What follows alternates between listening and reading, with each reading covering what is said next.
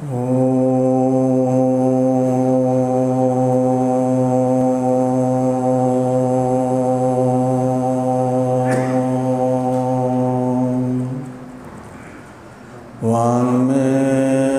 मनसि प्रतिष्ठिता मनो मे वाचि प्रतिष्ठितम् आविरावीर्म एधि वेदस्य आनिस्थ श्रुतं मे मा प्रहासि रनेनाधीतेनाहो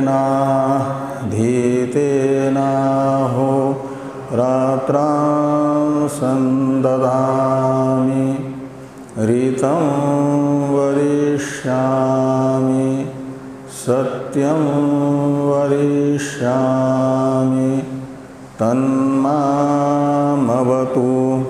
तद्वक्तारमवतु अवतु माम् अवतु वक्तारम् अवतु वक्तारम्।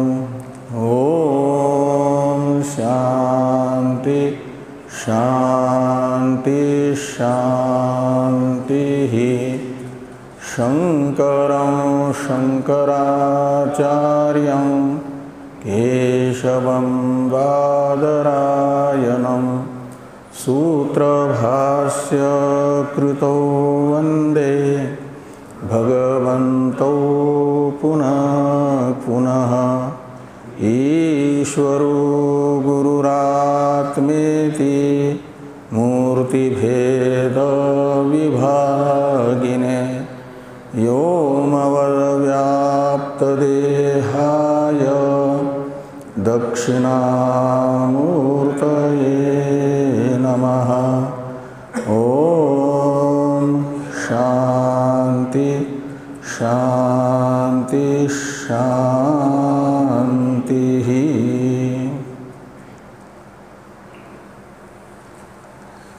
ऋग्वेदीय ऐतरेय उपनिषद के संबंध भाष्य की चर्चा हम लोग कर रहे हैं। संबंध भाष्य में भगवान भाष्यकार पूर्व पक्षों के द्वारा आक्षिप्त संन्यास पर चर्चा कर रहे हैं। ये बता रहे हैं कि संन्यास आश्रम अप्रामाणिक हैं ऐसी बात नहीं है। जैसे बाकी तीन आश्रम प्रमाण से निश्चित हैं, ऐसे संन्यास आश्रम भी प्रमाण से निश्चित हैं। और वो संन्यास दो प्रकार का है, विद्वत संन्यास, विविदिशा संन्यास। विद्वत संन्यास ज्ञान का फलभूत संन्यास है। वह ज्ञान होने पर स्वतः सिद्ध है और ज्ञान का साधनभूत संन्यास है विविदिशा संन्यास। वह अनुष्ठेय है। उसका अधिकारी अज्ञानी अधित वेद जो आपका मुमुक्षु है वो है विविदिशा संन्यास का अधिकारी। इसे न प्राग्गारहस्थ्य प्रतिपत्ते ऋणित्व असंभवात अधिकार अनारूढ़ोपि ऋणी चेत स्यात् सर्वस्य ऋणित्वम् इति अनिष्टम प्रसज्जेत। इस श्रुति वाक्य से बताया गया, यानी इस भाष्य से बताया गया। श्रुति वाक्य नहीं, भाष्य वाक्य है। और इस भाष्य वाक्य की व्याख्यान रूप जो टीका थी उसकी चर्चा भी हम लोग कर चुके हैं। अब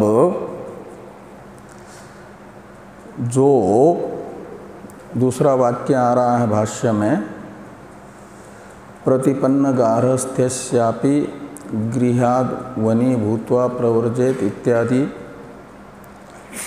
इसकी अवतरण टीका है। इसे देखिए,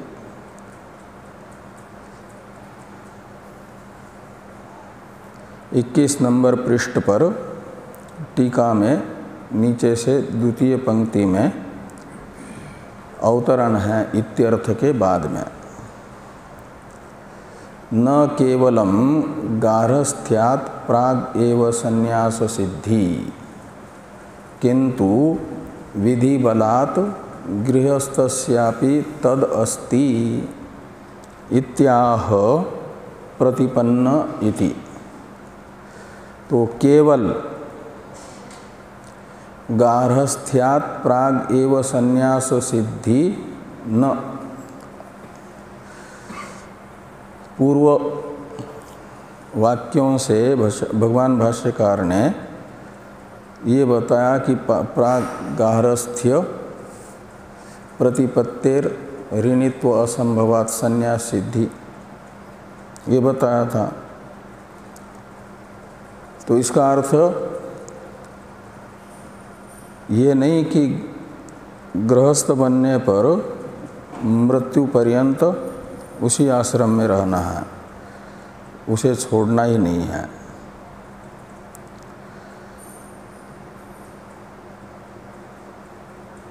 आश्रमांतर में भी यदि विविदिशा संन्यास का जो प्रयोजक है वह प्रयोजक है मुमुक्षा, किसी को ब्रह्मचर्य आश्रम में ही हुई तो ब्रह्मचर्य आश्रम से ही वह सन्यासी बनेगा। किसी को ब्रह्मचर्य आश्रम में नहीं हुई है विविदिशा, तो वह बन जाएगा गृहस्थ। लेकिन गृहस्थ में कुछ वर्षों तक गृहस्थ आश्रम विहित कर्मों का अनुष्ठान करके शुद्ध चित्त हुआ और नित्यानित्य वस्तु विवेक पूर्ण वैराग्य हुआ कर्म फल के प्रति, और नित्य फल जो मोक्ष है उसको प्राप्त करने की इच्छा हुई, तो ऐसा गृहस्थ भी संन्यास का अधिकारी होगा। कभी गृहस्थ आश्रम में नहीं हुई मुमुक्षा तो वानप्रस्थ बन जाएगा, और वानप्रस्थ में वानप्रस्थाश्रम विहित साधनों के अनुष्ठान से शुद्ध चित्त होकर के वैराग्य पूर्वक मुमुक्षा होगी तो वानप्रस्थ से भी सन्यासी बन सकता है। ऐसा बताने वाला जो श्रुति वचन वह बताता है कि प्रतिपन्न गार्हस्थ्यस्यापि संन्यास विधि। इस अभिप्राय से लिखते हैं कि न केवलम गार्हस्थ्यात् प्राग एव संन्यास सिद्धि किंतु विधि बलात् गृहस्थस्यापि तदस्ति। के गार्हस्थ्य से पहले ब्रह्मचर्य अवस्था में ही मोक्ष का विधान है, ऐसी बात नहीं है, किंतु विधि के सामर्थ्य से गृहस्थ को भी तद अस्ति यानी संन्यास विधानम अस्ति। तो संन्यास की प्राप्ति गृहस्थ को भी हो सकती है विविदिशा संन्यास की। जब विविदिशा संन्यास का प्रयोजक कर्म फल के प्रति वैराग्य और ज्ञान का फलभूत संन्यास मोक्ष की तीव्र आकांक्षा हो, तो इसे बता रहे हैं प्रतिपन्न गार्हस्थ्यस्यापि गृहाद् वनी भूत्वा प्रव्रजेत। यदि वेतरथा ब्रह्मचर्याद एव प्रव्रजेत गृहाद वा वनाद वा इति आत्मदर्शन उपाय साधनत्वेन इष्यते एव पारिव्राज्यम। तो ये कहते हैं गृहस्थस्यापि पारिव्राज्यम इष्यते एव, ये प्रतिज्ञा है। तो प्रतिपन्न गार्हस्थ्य का अर्थ है गृहस्थ। तो गृहस्थ को भी संन्यास विधि है अभीष्ट। वो किस लिए गृहस्थ सन्यासी बनेगा? तो कहते हैं आत्मदर्शन उपाय साधनत्वेन। तो आत्मदर्शन है अहम ब्रह्मास्मि इत्याकारक आत्म साक्षात्कार। यह आत्मदर्शन है, आत्मज्ञान। और आत्मदर्शन के जो उपाय हैं यानी अंतरंग साधन है श्रवण मनन निधिध्यासन, ये आत्मदर्शन उपाय शब्द से ग्रहण करने और उन श्रवण मनन निधिध्यासन के साधन के रूप में संन्यास का विधान गृहस्थ को भी है।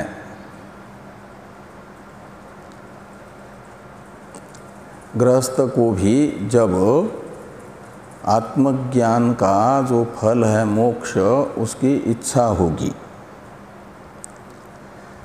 तो गृहस्थ मुमुक्षु को भी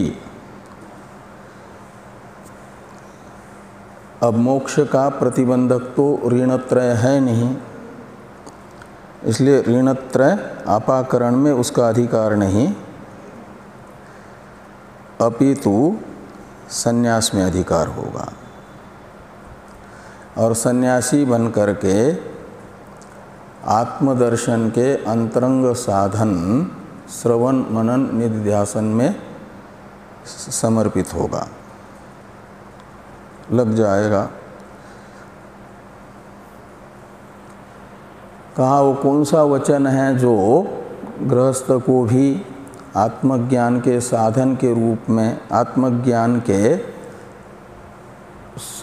उपाय जो श्रवण मनन निधिध्यासन है उनके साधन के रूप में संन्यास का विधान करता है? ऐसा वचन तो कहते जाबाल श्रुति है, गृहात् वनी भूत्वा प्रव्रजेत। गृहात् यानी गृहस्थाश्रमात्, वनी भूत्वा यानी वानप्रस्थ बन करके फिर सन्यासी बने, एक क्रम सन्यास है। इसका प्रयोजक मुमुक्षा नहीं है। मुमुक्षा न होने पर भी कहा जाता है वेदाधिकारी को केवल दो ही आश्रम नहीं अपनाने हैं, अपितु चारों आश्रमों को अपनाना है। चाहे वैराग्य न हो तो भी वो चार आश्रम ब्रह्मचर्यम समाप्य गृही भवेत, गृहात् वनी भूत्वा प्रव्रजेत। ये जाबाल श्रुति है। यह बता रही है ब्रह्मचर्य आश्रम का समापन करके यानी समावर्तन संस्कार हो गया तो माना जाता है ब्रह्मचर्य आश्रम का समापन हो गया। वेद अध्ययन करके घर आया और फिर वहाँ पर अपने कुल के अनुरूप भार्या का वरण करके गृहस्थ बन गया। गृहस्थ आश्रम विहित कर्म कर रहा है तो फिर मृत्यु पर्यंत गृहस्थ ही बन करके रहे, ऐसा नहीं। वैराग्य न होने पर भी उसे आयु विशेष हो जाने पर वनी बनना है। तो वनी भूत्वा का अर्थ है वानप्रस्थ हो करके। फिर वानप्रस्थ के लिए जितना अवधि बताया है उतने अवधि तक वानप्रस्थ आश्रम में रह करके बाकी फिर वानप्रस्थ आश्रम की अवधि समाप्त होने पर प्रव्रजेत, सन्यासी बने। तो ये प्रव्रजेत सन्यास का विधायक वाक्य है ना। किसके लिए? जो गृहस्थ बना था उसी को कहा जा रहा है कि वानप्रस्थ बन करके फिर सन्यासी बने। वैराग्य न होने पर भी इसे क्रम संन्यास कहा जाता है। तो क्रम संन्यास का विधायक ये वाक्य हुआ। और आगे वैराग्य प्रयुक्त संन्यास का भी विधायक वाक्य बताया जा रहा है। वेतरथ, यदि वेतरथा, तो यदि और वा है ऐसा, वा इतरथा। तो यदि इतरथा है तो इतरथा का मतलब क्या निकलेगा? अन्यथा। इतर शब्द का अर्थ होता है अन्य, इतरथा का अर्थ निकलेगा अन्यथा, यानी अन्य प्रकार है। तो पूर्व प्रकार हुआ वैराग्य के बिना भी संन्यास का विधान, और उससे अन्यथा हो जाएगा वैराग्य होने पर संन्यास, वो विविदिशा संन्यास होगा। पूर्व वाक्य है क्रम संन्यास का विधायक, और उत्तर वाक्य आएगा विविदिशा संन्यास का विधायक वाक्य। तो इतरथा का अर्थ निकलेगा वैराग्य हुआ, मुमुक्षा हुई, और मुमुक्षा ने विविदिशा को जन्म दिया, आत्मजिज्ञासा को। तो आत्मजिज्ञासु जो है विविदिशु, उसके लिए विविदिशा संन्यास का विधान यदि वेतरथा इत्यादि वाक्य से हो रहा है। तो ब्रह्मचर्याद एव प्रव्रजेत,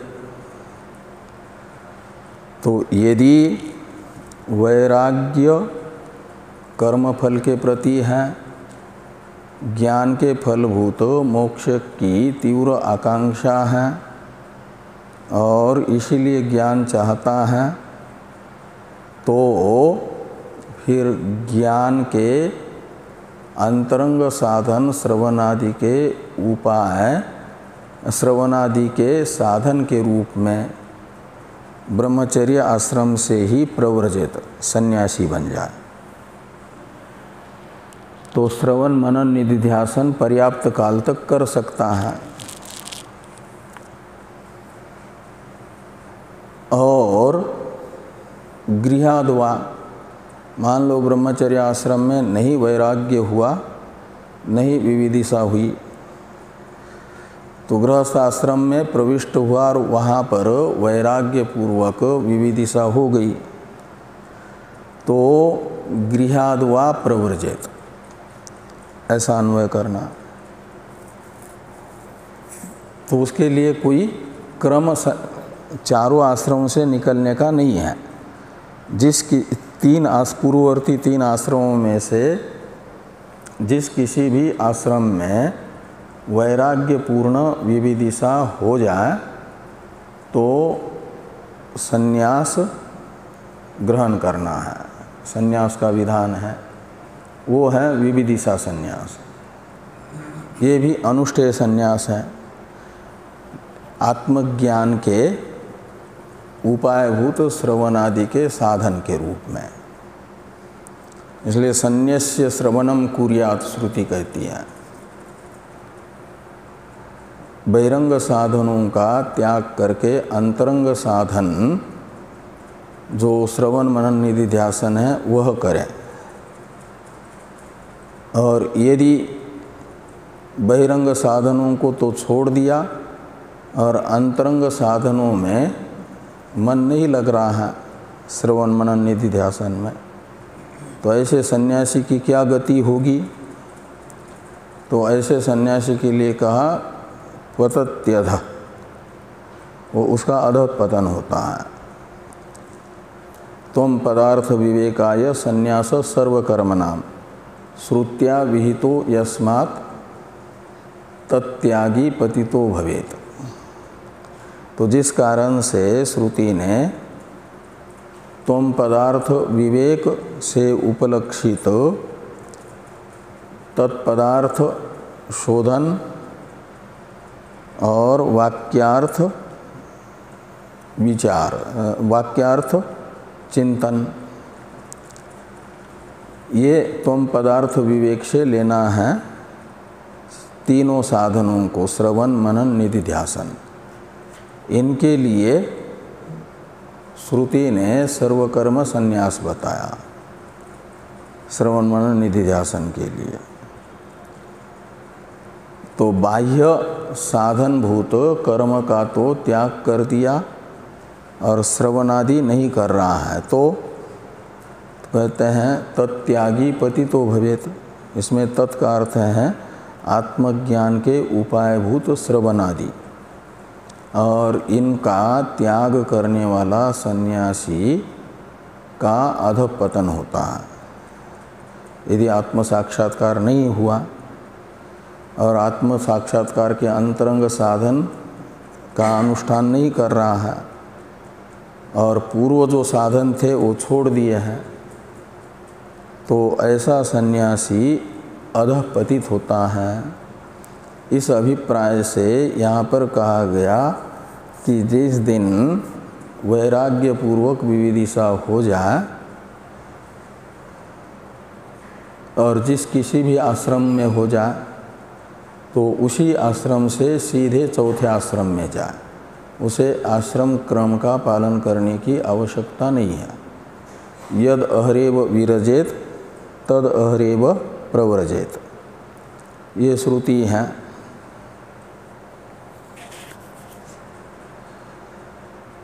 आत्मदर्शन उपाय साधनत्वेन, ये जो पद था भाष्य में, इसका व्याख्यान टीकाकार कर रहे हैं आत्मदर्शनेति इस प्रतीक के बाद में कि आत्मदर्शने ये उपाया श्रवणादय। तो आत्मदर्शन में षष्ठी तत्पुरुष समास, आत्मनः दर्शनम आत्मदर्शनम, और आत्मदर्शन शब्द का अर्थ निकलेगा आत्म साक्षात्कार, और उस फिर उपाय के साथ हैं सप्तमी तत्पुरुष समास, आत्मदर्शने उपाया इति आत्मदर्शन उपाया, ऐसा। तो इसलिए ये कहा कि आत्मदर्शने ये उपाया, वे उपाय कौन है आत्म साक्षात्कार के? तो कहे श्रवण मनन निधिध्यासन, उन्हें श्रवणादयः कहा। और तत्साधनत्वेन, इसमें तत् का अर्थ है श्रवणादि, तो श्रवणादि के साधन के रूप में क्या करें? ये विविदिशा संन्यास ग्रहण करें।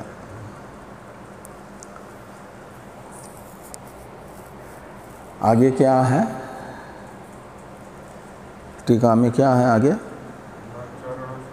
हाँ?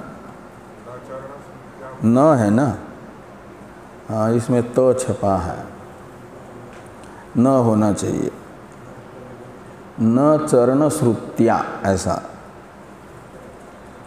न चरण श्रुत्या प्रव्रज्या विधेर विरोध।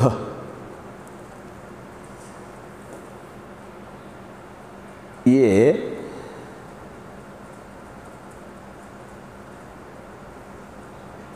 यावत् जीवादि श्रुतीनाम अविद्वत मुमुक्षु विषये कृतार्थता, अविद्वत अमुमुक्षु विषय कृतार्थता, इस वाक्य की अवतरण टीका है। न चरण श्रुत्या प्रव्रज्या विधेर विरोध।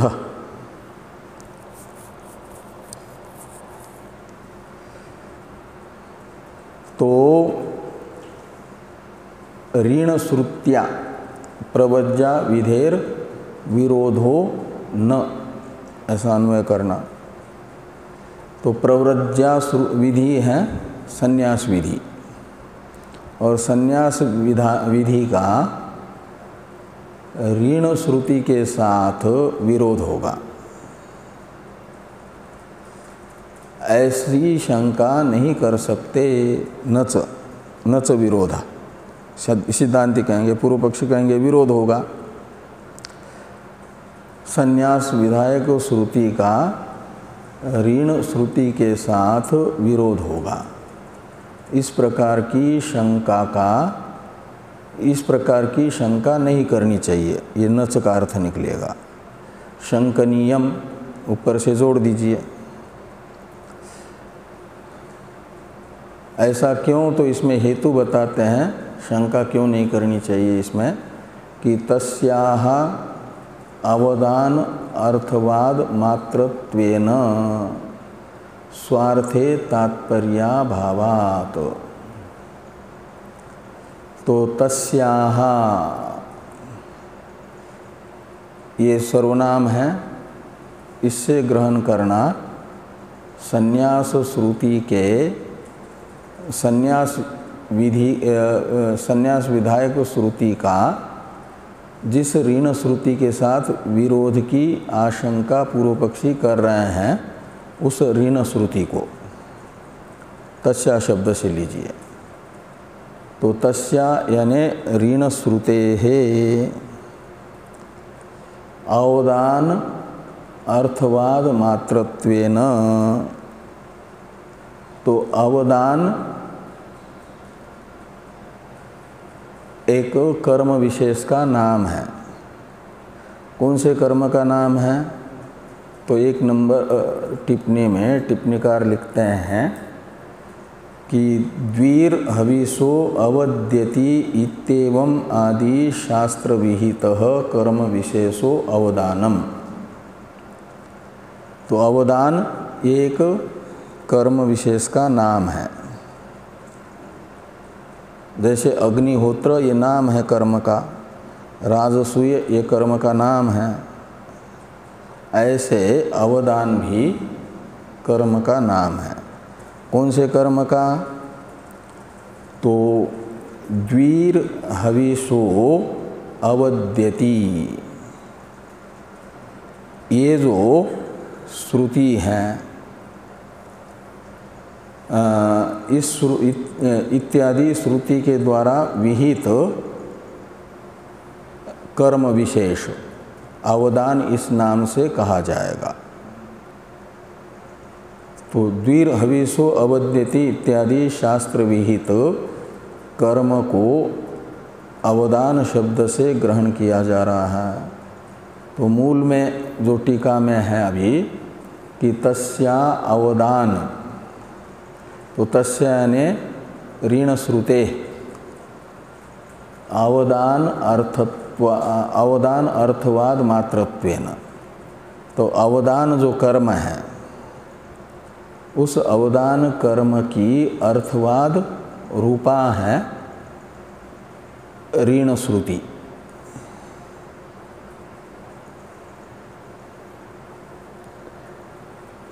कैसे इसमें अवदान कर्म का अर्थवाद मात्रत्व है, तो अर्थवाद होने के कारण अवदान कर्म की प्रशंसक मात्र मानी जाएगी ऋण श्रुति। ये अवदान की प्रशंसक है, उसका अवदान के प्रशंसा में मात्र तात्पर्य है, स्वार्थ में तात्पर्य नहीं है। तो स्वार्थे तात्पर्याभावात्, स्वार्थ में उसका तात्पर्य नहीं है, अवदान की प्रशंसा में ही है। इसे स्पष्ट करने के लिए व्यतिरेक मुख से ये कहा जा रहा है अन्यथा तद अवदानैरेव अवदयते तद अवदानानाम अवदानत्वम इति अवदान मात्र निरस्यतोक्त्या ब्रह्मचर्यादीनाम अपि अनुष्ठेयत्व प्रसंगात इति भावः। इस समझ में आया?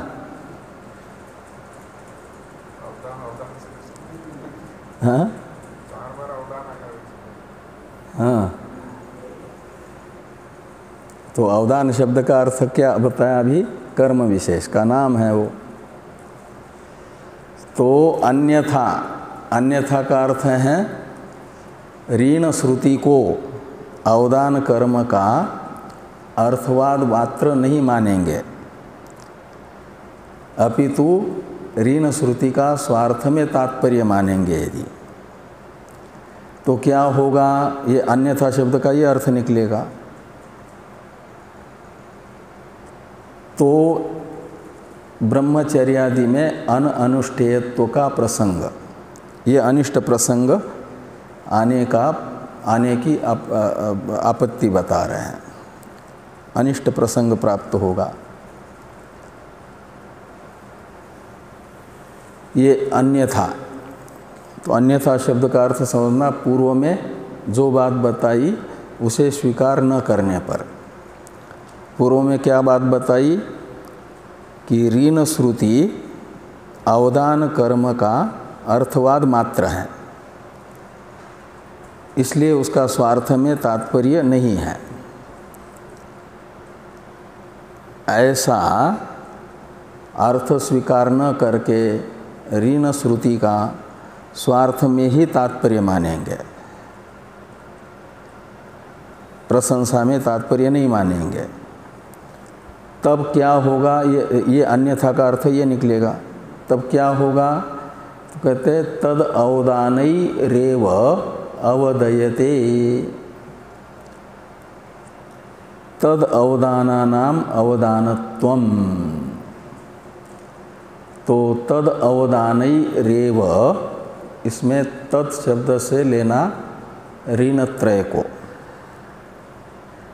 तो तद अवदानई, इसमें ये तत् अलग पद है और अवदानई तृतीय बहुवचन है।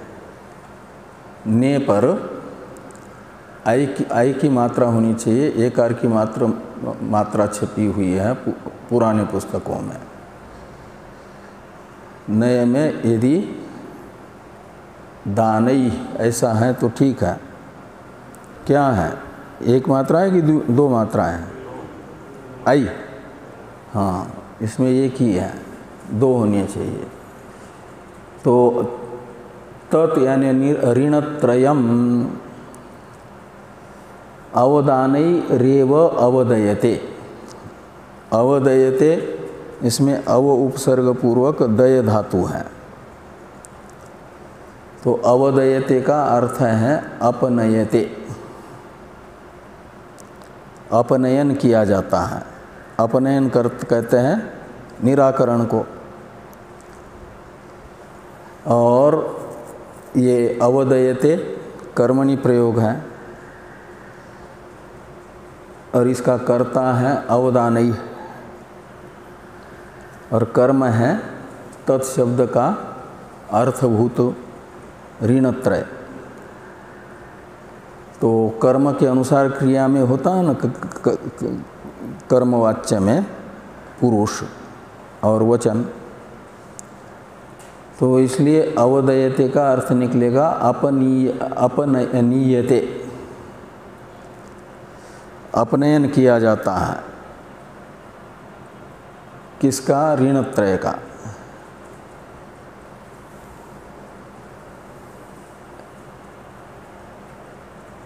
किससे? तो अवदाने रेव, तो अवदानों से ही।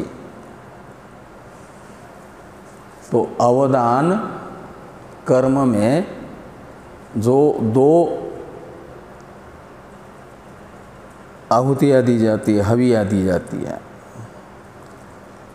उनको कहा जा रहा है अवदानई शब्द से।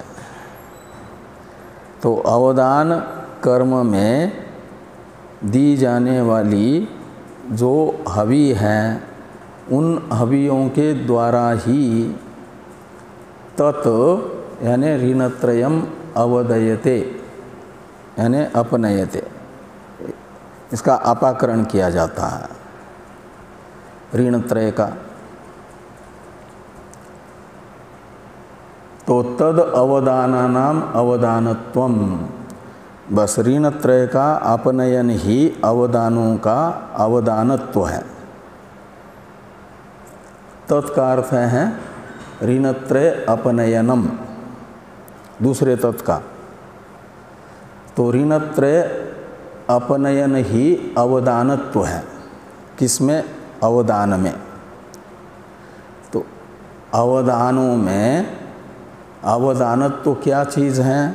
तो कहते ऋण त्रय का अपनयन, यही अवदानों का अवदानत्व है, यानी इसी के लिए अवदान है, अवदान कर्म है। का मतलब हुआ अवदान कर्म से ही ऋण त्रय का अपनयन हो रहा है, ऋण त्रय की निवृत्ति हो रही है। तो फिर अलग अलग ऋण के अपनयन के लिए बताए गए जो अलग अलग साधन हैं, ऋषि ऋण के लिए, ऋषि ऋण के अपनयन के लिए बताया गया अध्ययन, ये ब्रह्मचर्य। तो ब्रह्मचर्येण ऋषिभ्य, पहले श्रुति आई थी ना, कर्मणा पितृभ्य और विद्या देवेभ्य, यज्ञेन देवेभ्यो, यज्ञ से देवता, यज्ञानुष्ठान से देवताओं का ऋण अपाकरण हो जाता है। ऋषियों का ऋण ब्रह्मचर्य से अपनीत हो जाता है और उपासना से, यज्ञादि अनुष्ठान से देवताओं का ऋण अपनीत हो जाता है। तो यहाँ पर जो ब्रह्मचर्य हैं और बाकी कर्म हैं अग्निहोत्रादि और यज्ञादि हैं देवताओं के ऋण के अपनयन के लिए बताए गए जो साधन हैं, ऋण त्रय के अपाकरण के साधन ब्रह्मचर्य आदि का अनुष्ठान करने की आवश्यकता ही नहीं होगी यदि ऋण त्रय का अपाकरण अवदान से ही होगा। तो एक अवदान कर्म कर लो तो तीनों ऋण समाप्त हो रहे हैं, निवृत्त हो रहे हैं। तो फिर अलग अलग ब्रह्मचर्यादि साधनों से ऋष्यादि ऋणों का अपनयन करने की आवश्यकता ही नहीं है। तो इस प्रकार ब्रह्मचर्यादि साधनांतर में अनुष्ठेयत्व की आपत्ति आती है। कब? अन्यथा। तो अन्यथा का मतलब ऋण त्रय को बताने वाली श्रुति का स्वार्थ में तात्पर्य मानने पर। इसलिए मानना होगा ऋण श्रुति अवदान का अर्थवाद मात्र है, अवदान कर्म का। तो अर्थवाद मानने से ऋण का ये हो जाएगा कि उसका स्वार्थ में तात्पर्य नहीं होगा, तो ब्रह्मचर्य आदि में अनुष्ठेयत्व प्राप्त होगा। ये यहाँ पर कहते हैं अन्यथा तद अवदाने रेव अवदयते तद अवदानानाम अवदानत्वम इति अवदान मात्र निरस्यत्व उक्तिया। तो ऋण त्रय में अवदान मात्र निरस्यत्व कहा गया। अवदान मात्र यानी अवदान कर्म मात्र से ही निरस्यत्व, मात्र शब्द व्यावर्तक बनेगा ब्रह्मचर्य आदि साधनांतर का। ऋण त्रय के अपाकरण के जो अलग तीन साधन बताए हुए हैं ब्रह्मचर्य आदि, उनका व्यावर्तक हो जाएगा मात्र पद। तो अवदान मात्र निरस्यत्वोक्त्या ब्रह्मचर्यादीनाम अपि अनुष्ठेयत्व प्रसंग। तो ब्रह्मचर्य आदि में आदि शब्द से ग्रहण करना अग्निहोत्रादि कर्म तथा यज्ञ, इनमें अनुष्ठेयत्व प्राप्त होगा। ये तात्पर्यार्थ है।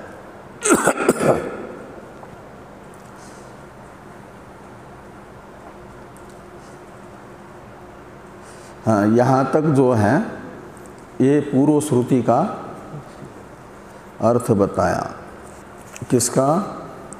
ये जो भाष्य में पूर्व में वाक्य आया था ना, प्रतिपन्न गारहस्तेस्यापि गृहात् वनी भूत्वा प्रव्रजेत यदि वेतरथा ब्रह्मचर्यादेव प्रव्रजेत गृहाद् वा वनाद् वा। इस भाष्य वाक्य का यह भावार्थ टीकाकार ने बताया। अब यावत जीव इत्यादि का अवतरण है टीका में। कहते मान लेते हैं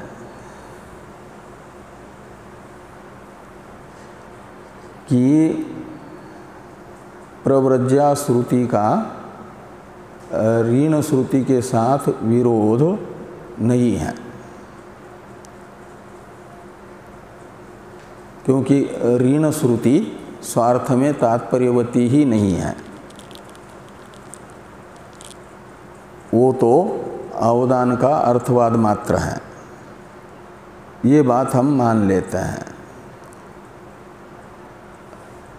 लेकिन यावत जीवम अग्निहोत्रम जुहोति, ये जो श्रुति है इसका विरोध तो उपस्थित होगा ही। प्रव्रजा श्रुति, इसके साथ तो प्रव्रजा श्रुति का विरोध उपस्थित होगा, ऋण श्रुति के साथ भले ही विरोध न हो। ये शंका पूर्व पक्षी कर रहे हैं कि एवं अपि यावत जीवादि श्रुति विरोधः संन्यास श्रुतेः इति आशंक्य आह यावत जीवेति। तो एवं अपि का अर्थ निकलेगा संन्यास श्रुति का ऋण श्रुति के साथ विरोध न होने पर भी।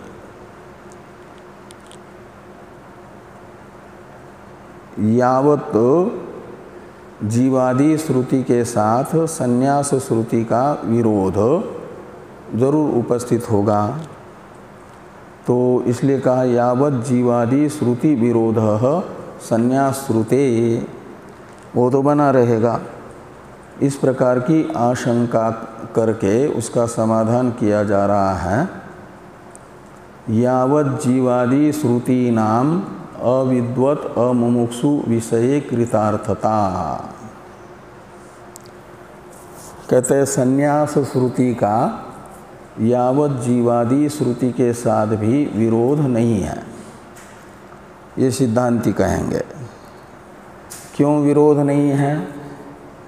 कहते हैं दो प्रमाणों का आपस में विरोध तब होता है जब एक विषय में दो प्रमाण उपस्थित होते हैं और दोनों एक ही विषय के अलग अलग अर्थ बताते हैं, स्वरूप बताते हैं, तब विरोध होता है। ऐसे एक अधिकारी के लिए ही यदि ये बताया जाएगा संन्यास भी और यावत जीवादि श्रुति के द्वारा विहित अग्निहोत्रादि कर्म भी, इसका अधिकारी यदि एक होगा, एक पुरुष अनुष्ठेयत्व अग्निहोत्रादि कर्म में तथा अग्निहोत्रादि कर्म के त्याग में युगपत एक पुरुष अनुष्ठेयत्व बताया जाएगा यदि, तो संन्यास श्रुति का यावत जीवादि श्रुति के साथ जरूर विरोध होगा। लेकिन ऐसा तो है नहीं। यावत जीवादि श्रुति का अधिकारी अलग है और प्रव्रजा श्रुति का अधिकारी अलग है। प्रव्रजा श्रुति का अधिकारी है अज्ञानी ही, यावत जीवादि श्रुति का भी अधिकारी अज्ञानी है। तो अज्ञानित्व रूप समानता होने पर भी बाकी वैलक्षण्य भी है।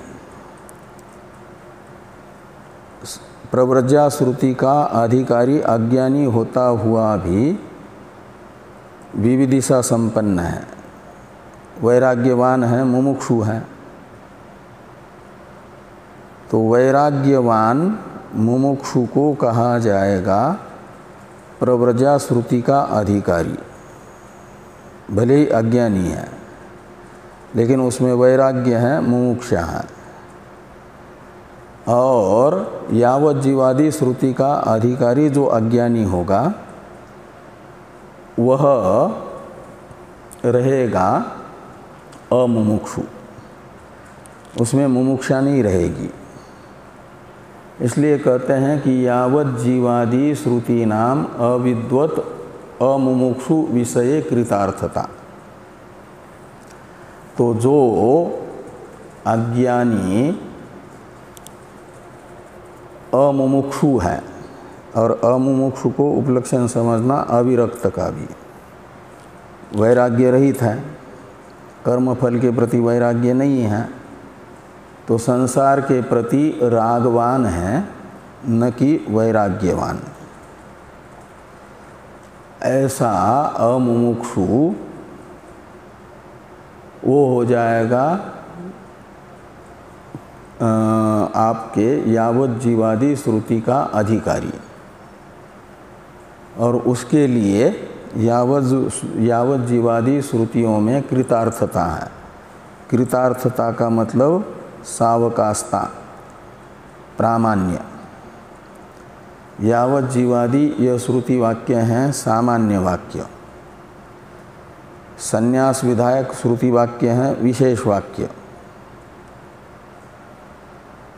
तो विशेष वाक्य का जो अधिकारी है उससे अतिरिक्त अधिकारिक माना जाएगा सामान्य आधिकारिक यावत जीवादि श्रुति को। तो संन्यास का अधिकारी है अज्ञानी मुमुक्षु, और यावत जीवादि श्रुति का अधिकारी है अज्ञानी अमुमुक्षु। इस प्रकार इसमें यावत जीवादि श्रुति के अधिकारी में संकोच होगा। तो अलग अलग अधिकारी खो गए, दो श्रुति वचन, तो उनमें फिर विरोध नहीं होगा। तो यावत जीवादि श्रुति नाम अविद्वत अमुमुक्षु विषये कृतार्थता यानी प्रामाण्यम, सावकाशता कहो प्रामाण्यम कहो, ये है यावत जीवादि श्रुति का प्रामाण्य। किस में सिद्ध होगा? अमुमुक्षु अविद्वान के लिए। भाष्य थोड़ी टीका है, टीका को देखिए। विरक्त मुमुक्षु मात्र विषयिन्या संन्यास श्रुत्या यावत जीवादि सामान्य श्रुतेर अमुमुक्षु विषये संकोच इत्यर्थ। तो ये कहते हैं कि जो विरक्त मुमुक्षु मात्र अधिकारिणी सन्यासी श्रुति है, संन्यास श्रुति है, वो मुमुक्षु विरक्त मुमुक्षु अज्ञानी अधिकारिक हैं। तो उस श्रुति के द्वारा यावत जीवादि श्रुति के अधिकारी में संकोच होगा। इसलिए कहा यावत जीवादि सामान्य श्रुते है अमुमुक्षु विषये संकोच।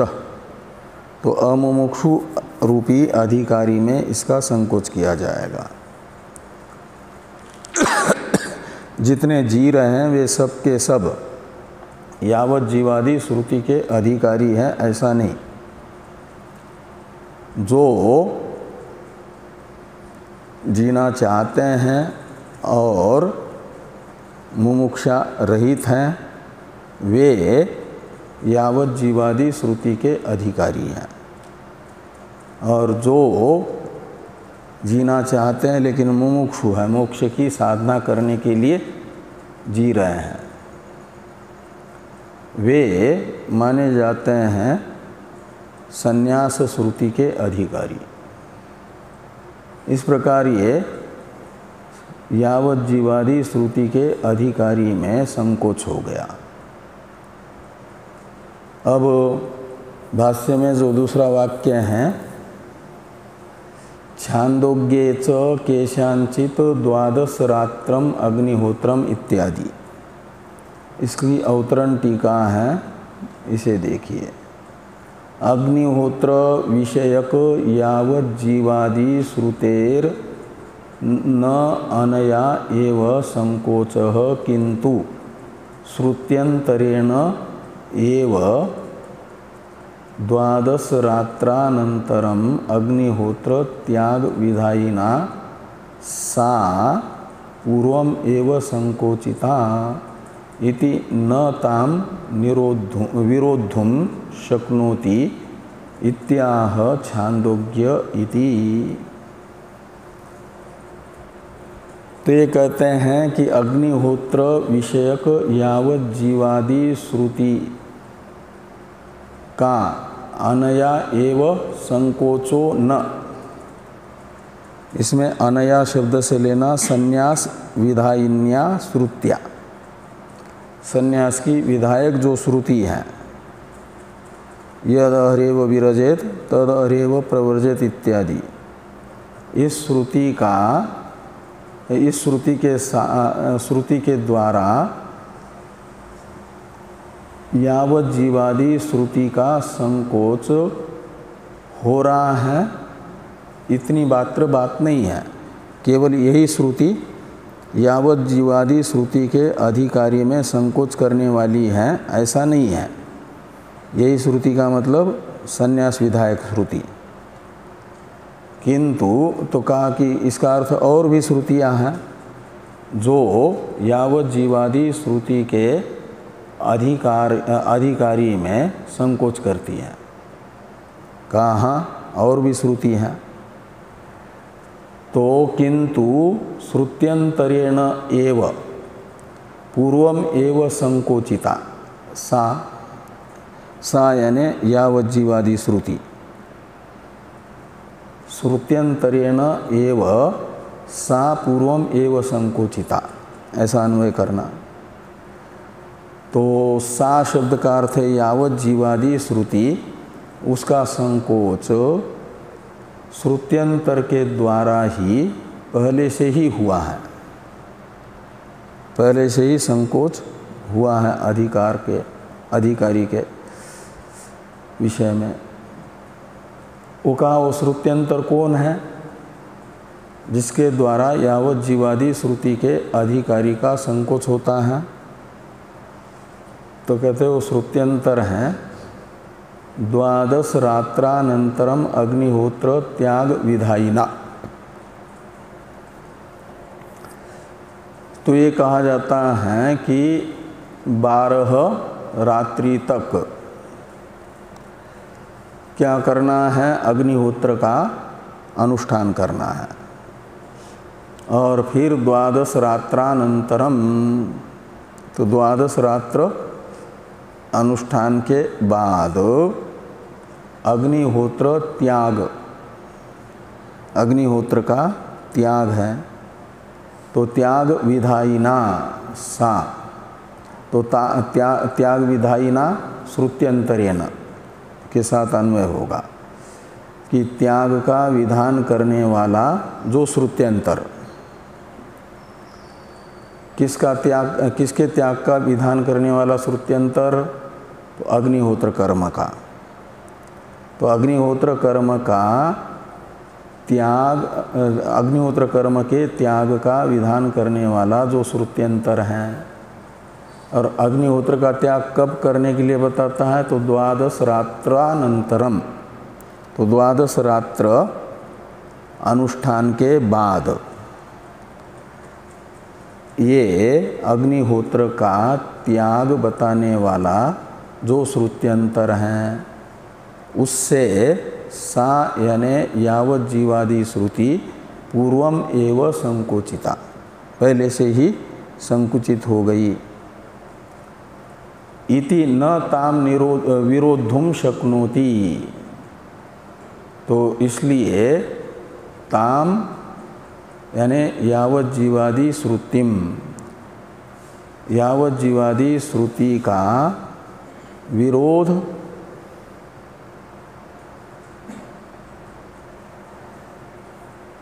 संन्यास श्रुति के साथ, संन्यास श्रुति का उस श्रुति के साथ विरोध नहीं होगा। यावत जीवादि श्रुति के साथ विरोध नहीं होगा।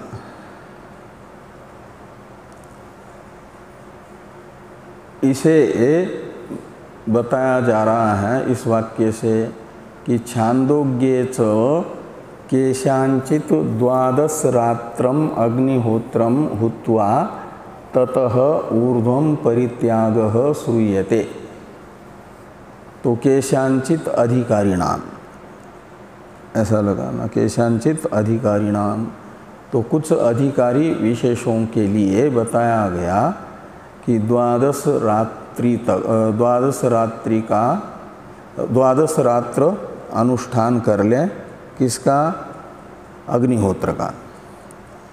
अग्निहोत्रम हुत्वा यानी अग्निहोत्रम अनुष्ठाय, तत ऊर्ध्वम यानी द्वादश रात्रि के पश्चात परित्याग, किसका परित्याग? तो अग्निहोत्र का परित्याग।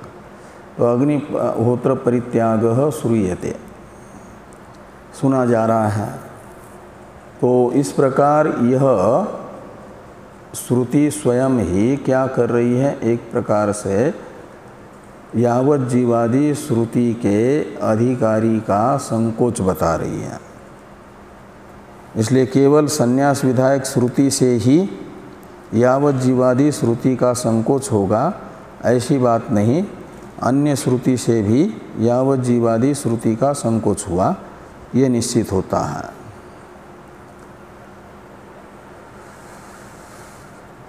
थोड़ी टीका है, टीका को देखिए। केशांचित शाखीनाम त्रयोदश रात्रम अहतवासा यजमानः स्वयं अग्निहोत्रम जुह्यात् अप्रवसन